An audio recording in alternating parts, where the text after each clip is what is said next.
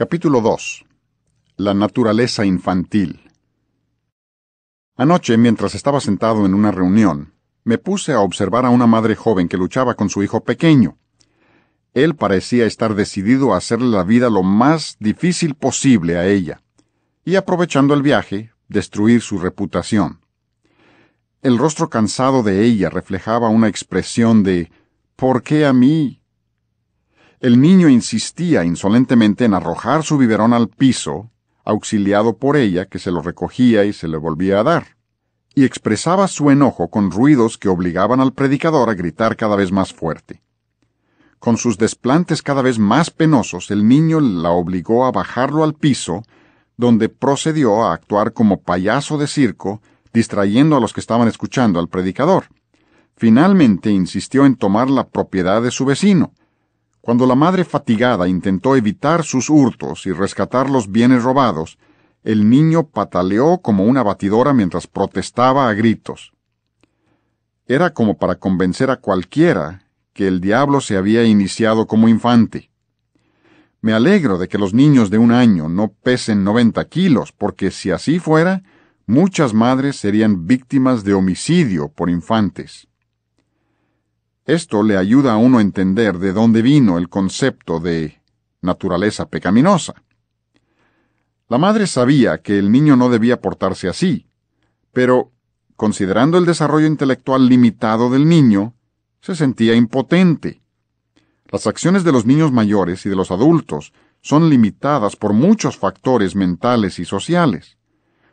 Pero este niño no se veía afectado ni por presión de grupo, vergüenza ni rechazo. Llevaba una vida de desenfreno y autocomplacencia sin limitaciones. Los padres estaban esperando que se desarrollara el entendimiento del niño para poder corregir su mala conducta.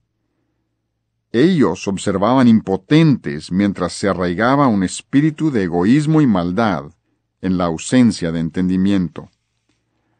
¿Cuál es la fuerza que impulsa a este niño? ¿Y cómo puede ser conquistada?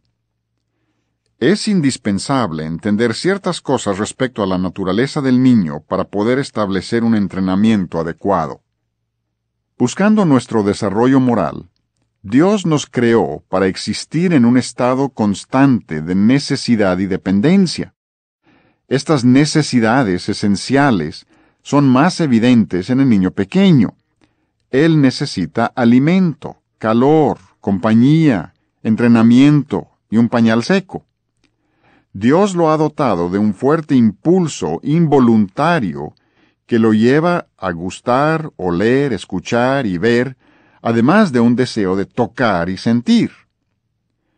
Los deseos y las pasiones en el recién nacido aún no están completos. A medida que madura, tendrá un deseo natural creciente por lo que es agradable a los ojos, cosas buenas para comer, y por aquello que lo hará alcanzar sabiduría.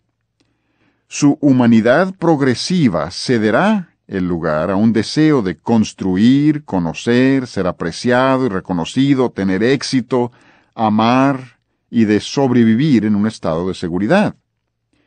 Conforme el niño va creciendo, aprende a manipular su entorno para su propia satisfacción. Sonreír, gruñir, patalear, menear o sacudir la cabeza, llorar y gritar, todo esto sirve para expresar, cárgame, dame de comer, mírame. ¿No se dan cuenta de que tengo necesidades urgentes? ¿Qué cosa podría ser más importante que yo? El mundo del niño no va más allá de lo que son sus necesidades. Esta es la única realidad que él conoce. Pronto descubre que no solo sus necesidades, sino también sus caprichos pueden ser fácilmente satisfechos. El niño no puede pensar en términos de deber, responsabilidad o decisión moral. No tiene orgullo ni humildad, solo deseos. Él viene, ve y toma. Así ha sido creado. Por naturaleza es incapaz de tomar en cuenta las necesidades de otros. El niño no sabe que tú estás cansada y que también necesitas consuelo. El egocentrismo de los bebés y niños pequeños tiene todas las apariencias de ser un defecto, pero en realidad están respondiendo conforme a impulsos naturales diseñados por Dios para satisfacer sus necesidades naturales. Dice Salmo 58:3, se descarriaron hablando mentira desde que nacieron. Sin embargo, Dios no les toma en cuenta esta mentira como pecado. Dios los considera como carentes de carácter moral y, por tanto, sin responsabilidad.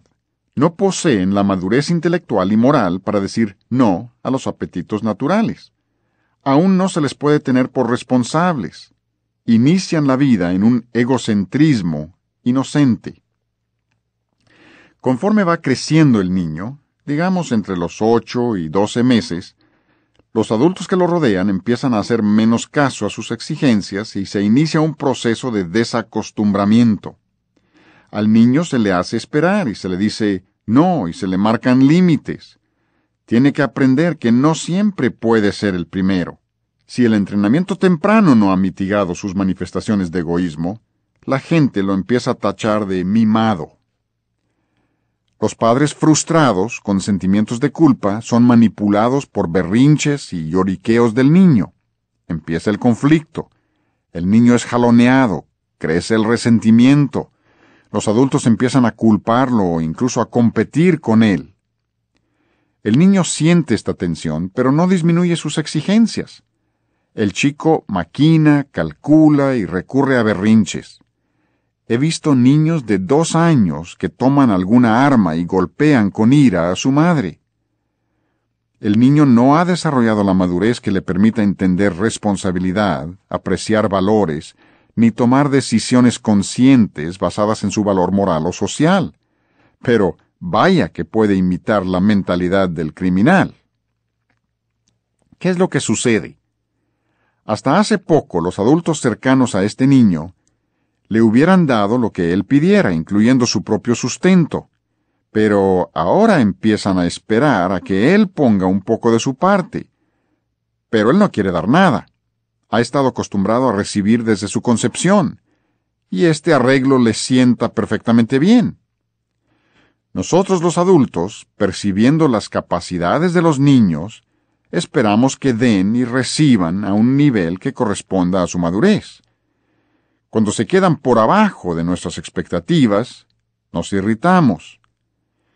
El niño nunca experimenta una transición fácil desde la mentalidad totalmente egocéntrica hasta el nivel de conciencia social de dar y recibir. Nos divierte que un bebé de 3 meses nos arrebate el alimento de la mano para retacarse la boca, pero que no lo intente un niño de 3 años, porque ya no nos parece tan simpático. Nos fascina que un niño de 3 años interrumpa nuestra conversación con su propio cuento, pero se espera que a los 9 años diga disculpen y luego espere el momento apropiado para participar en la conversación. Cuando consideramos que un niño ha madurado hasta el punto de ser capaz de cierta acción responsable, automáticamente lo esperamos de él. Si es lento para asumir su deber, nos irritamos con él por no comportarse de acuerdo a su edad. Las bestias de la tierra, en contraste con el hombre, nunca tienen que negar sus impulsos naturales. Ellas están dentro de los límites establecidos, viviendo para la autocomplacencia. Pero el niño en crecimiento, o el adulto que no supera los deseos de autocomplacencia, se ha apartado del propósito y el diseño de Dios. La raíz de todo pecado se encuentra en la desenfrenada autocomplacencia de los deseos dados por Dios. Aun cuando el niño quizá no haya madurado hasta llegar al punto de responsabilidad personal, no obstante su autocomplacencia desenfrenada es la esencia misma de la pecaminosidad futura. La vida ha sido diseñada por Dios para que sea como un vientre espiritual, un lugar donde inicia el desarrollo moral después del nacimiento y donde continúa durante toda la vida.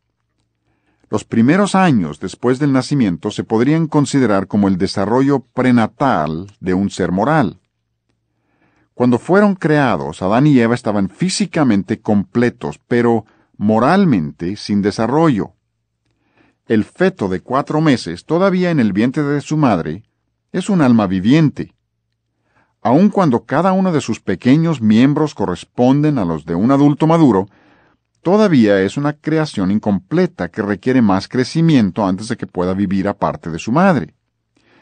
De manera semejante, el niño de 3 años moralmente tiene todos los pequeños rasgos de un adulto moralmente responsable: un conocimiento del bien y del mal, un sentido de la justicia, responsabilidad, conciencia, deber, culpabilidad, vergüenza, etc. Sin embargo, ninguna de estas facultades morales se encuentran desarrolladas al grado de ser completamente operativas e independientes. El niño aún no es un alma moralmente viable. Es un ser moralmente incompleto. No puede rendir cuentas de sí mismo. Moralmente, el niño de 3 años aún está en el vientre. La vida moral se empieza a desarrollar después del nacimiento, probablemente en el 2º o 3er año, y continúa hasta llegar a su madurez entre los 10 y 15 años de edad. Así como sucede con el desarrollo físico en el vientre, el desarrollo moral es una transición lenta desde una ausencia total de entendimiento moral en el momento del nacimiento hasta la responsabilidad completa en algún momento de la juventud del muchacho. Existen enormes diferencias de opinión en cuanto al momento en que Dios responsabiliza al niño de sus propios actos y pensamientos. Desde la más remota antigüedad, 12 años ha sido tradicionalmente la edad de la responsabilidad. Pero la responsabilidad no es una edad, es un estado. Según Santiago 4:17, Levítico 5:3. Bíblicamente ocurrirá en algún momento antes de los 20 años de edad, Deuteronomio 1:39 y Números 14:29 al 31. Algunos niños pudieran ser responsables desde los 5 años, mientras que otros quizá no sean plenamente responsables hasta los 19. Es posible que los mentalmente discapacitados nunca lleguen al punto de una responsabilidad moral. Pero lo importante no es la edad. El asunto es que el desarrollo moral es un proceso y el niño pequeño aún no es un alma moralmente viable. El dilema que enfrentan los padres es este: ¿cómo tratamos al niño durante este periodo de transición mientras pasa de una carencia total de entendimiento moral hasta una responsabilidad completa? Por ejemplo, cuando un niño de 5 años tiene un 30% de conocimiento moral y un 70% de inocencia moral, ¿cómo pueden los padres pedirle cuentas? Sabemos que Dios no condenará a un niño cuyas facultades morales no estén completamente operativas, pero ¿cómo determinan los padres la medida en la que se le debe tener por responsable? Esta incertidumbre hace que muchos padres titubeen. Pero si los padres esperan hasta que el niño pueda entender la necesidad de usar de dominio propio para entonces exigírselo, para entonces ya no tendrá tanto el antecedente como la costumbre de consentir su carne al máximo. El problema que debe enfrentar el padre es que los impulsos naturales están activos mucho antes que la razón. En los años antes de que el niño sea capaz de frenarse por su propia voluntad, los padres generalmente ayudan al desenfreno del niño, proveyendo un ambiente en el que no se espera nada de él. Aquí es donde llegamos al punto crucial de este capítulo y al fundamento de todo este mensaje. Es importante entender: los padres tienen que tomar control del desarrollo moral de sus hijos. Durante los primeros años no debemos destruir los impulsos naturales del niño, pero sí tenemos que obligarlo a usar de dominio propio. El papel de los padres no es el de policía, sino más bien como el del Espíritu Santo. Cuando el niño tiene sus velas llenas de viento, impulsos fuertes, pero carece de brújula, que sería el discernimiento moral, sus padres tienen que servirle de navegantes. Mientras el niño sea incapaz de sostener valores morales, el entrenamiento y ejemplo de los padres serán su norma. Antes de que pueda decidir hacer lo correcto, sus padres deben condicionarlo para que haga lo correcto. Hubo un tiempo en el que la madre respiraba por el niño, comía por él y manejaba sus desechos. Igualmente, en la esfera moral, mientras no se desarrollen las facultades morales y el razonamiento del niño hasta el punto de funcionar en forma independiente, los padres deben ser la voz de su conciencia fetal. Los padres deben proveer iniciativa e inculcar un conjunto de valores. Cada día acerca más al niño a la responsabilidad moral. Algún día su corazón espiritual funcionará sin ti, dejará la protección de la santificación de los padres y caminará solo a la luz de la propia conciencia. 1 Corintios 7:14. Entre tanto que madure hasta ese punto, la única moderación que el niño conocerá será la que sus padres le inculquen. Los padres deben ser sensibles a su papel en el desarrollo moral del niño. Un día, él decidirá sin ti. ¿Tomará la decisión correcta? Ninguna cantidad de entrenamiento eliminará la certeza del desarrollo del pecado, pero el entrenamiento que los padres proporcionen puede disminuir la adicción a la carne y facilitar el arrepentimiento después de que haya pecado. Los padres no abordan el egoísmo del niño pequeño como si fuera pecado, pero deben estar conscientes de que pronto llegará a serlo. Impulsos que en sí mismos no son malos, no obstante proveen ocasión para el pecado. Conforme los padres entrenan al niño pequeño, deben tomar en cuenta la maldad a la que conducirá un espíritu autogobernado. Los padres no pueden impartir justicia a sus hijos, pero pueden ayudarles a desarrollar un firme compromiso con la justicia. Los padres no pueden escribir la ley en los corazones de sus hijos, pero pueden escribir la ley y el Evangelio en su conciencia naciente.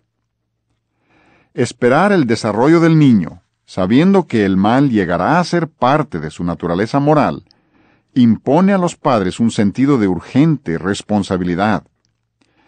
El mundo es una resaca que arrastra a los niños hacia la destrucción. Basta ver las estadísticas para saber que las probabilidades se oponen a su supervivencia moral.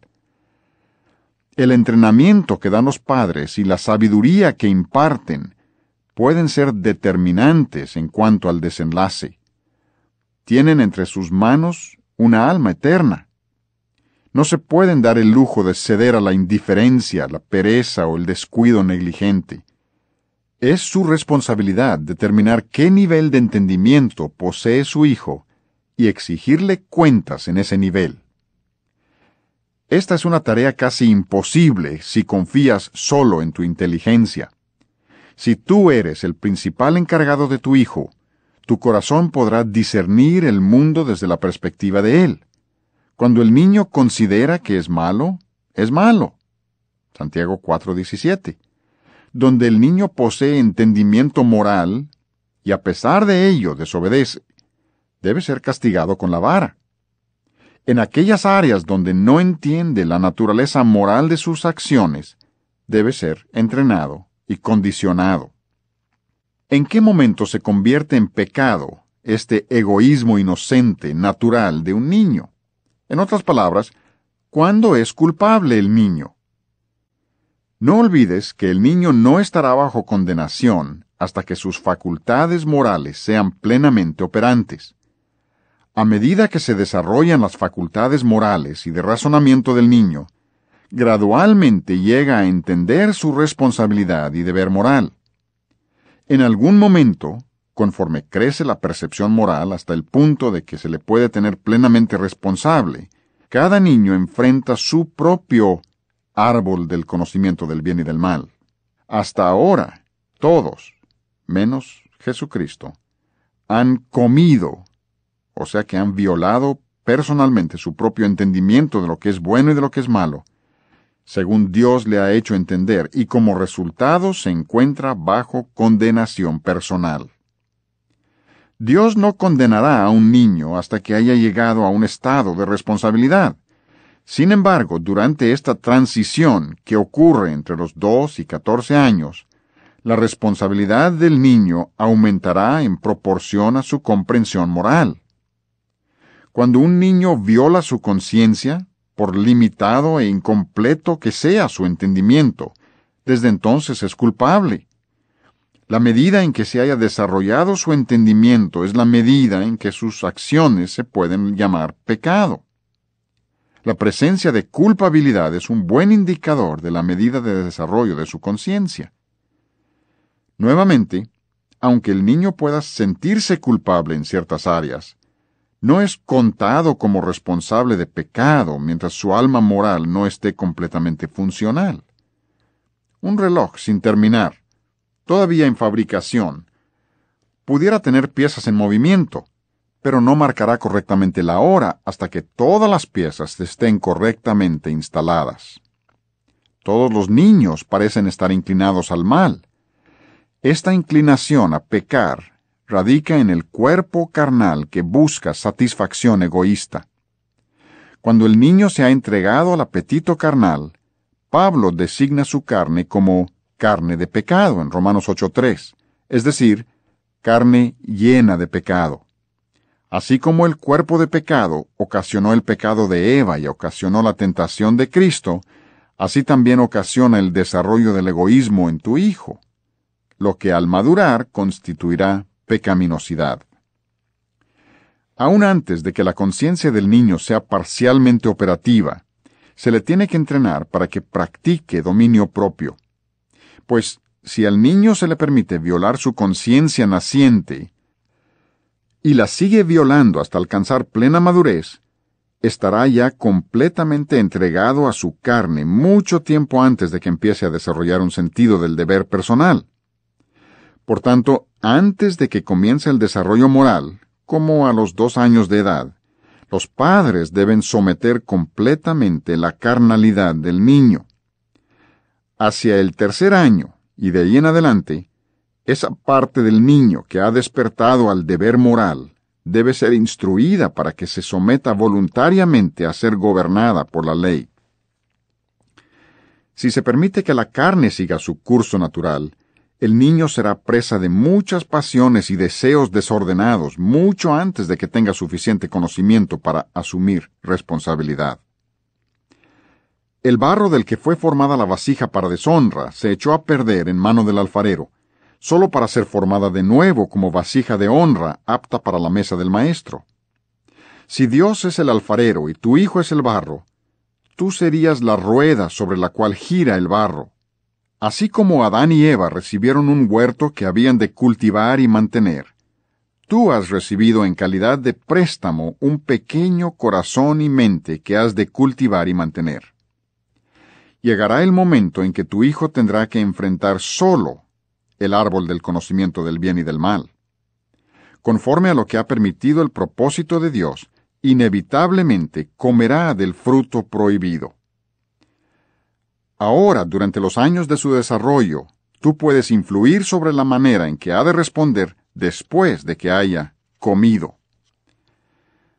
Todo lo que el niño experimenta, sea por su desenfreno o por el dominio propio que tú le inculques, lo está preparando para el día en que madurará hasta llegar a ser un alma moral y responsable.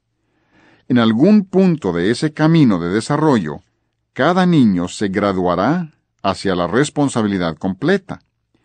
Ese niño entonces estará ante Dios sin excusa. Comprendiendo lo anterior, podrás apreciar mejor lo que está ocurriendo en tu hijo en desarrollo. Así como el niño Jesús crecía en sabiduría y en conocimiento, también tu hijo pasa por un incremento en su entendimiento. Las Sagradas Escrituras podrán hacerlo sabio para salvación, 2 Timoteo 3:15. Tú debes preparar a tu hijo para que sea salvo de esta perversa generación, Hechos 2:40. Dios tiene un prototipo del producto terminado. Quiere que tu hijo sea hecho conforme a la imagen de su Hijo, Romanos 8:29. Debes colaborar con Dios hasta que llegue el día en que tus hijos lleguen a la medida de la estatura de la plenitud de Cristo. Efesios 4:13. Aún está vigente la promesa de Dios: instruye al niño en su camino, y aun cuando fuere viejo, no se apartará de él. Proverbios 22:6. Continúa en el siguiente volumen. Esta es una versión en audio del libro Para entrenar a un niño. Si deseas ordenar ejemplares de este libro o del juego de grabaciones, por favor escribe a, para pedidos dentro de los Estados Unidos, No Greater Joy Ministries, Mill Pell Road, Pleasantville, Tennessee, 37033, Estados Unidos de América. O para pedidos fuera de los Estados Unidos, El Hogar Educador, 1001, Calle 10 Sur, Suite G 529, McAllen, Texas, 78501, Estados Unidos de América.